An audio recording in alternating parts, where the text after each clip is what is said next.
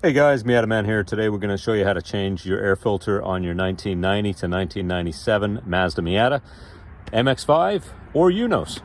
So what we're going to need is a Phillips number 3. That's the one with the larger head on it. And to speed this up, we're going to use a bit on the end of my gun here. We're going to remove these bolts here. They are 10 millimeter with a Phillips number 3 head on them.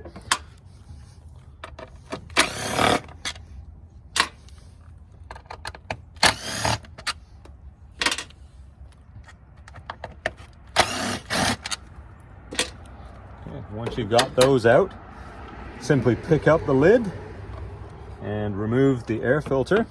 The one that's in this car is the K&N panel type air filter, which I quite like for the Miatas, especially if you're running a stock air box. So that's the normal, that's the K&N, and this is the normal style here. That's an old one, it's a bit dirty. Now there are different manufacturers of these things. You can get them at any parts place, even from the Mazda dealership as well. Right here we've got a Purolator, we've got a Fram, a Filter Pro, a MicroGuard, and a Pronto.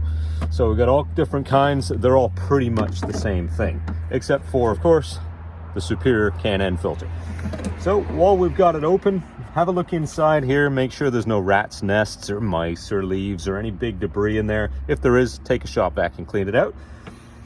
Then once you're done, reinsert your filter, make sure that it's in properly, make sure the lid's on firm and in the right place, and then put your bolts back in.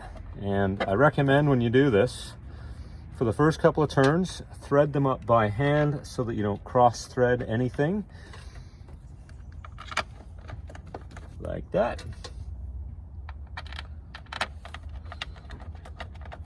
And then take your Phillips number 3 screwdriver or 10 millimeter socket and firm them up. Don't over tighten them because they don't need to be super tight.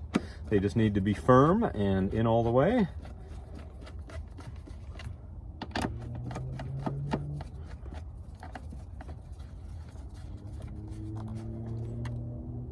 And there we are. We're all done. I hope that helps you to keep your Miata in tip-top shape. And if there's any videos you'd like to see on here, please let me know. Shoot me a message.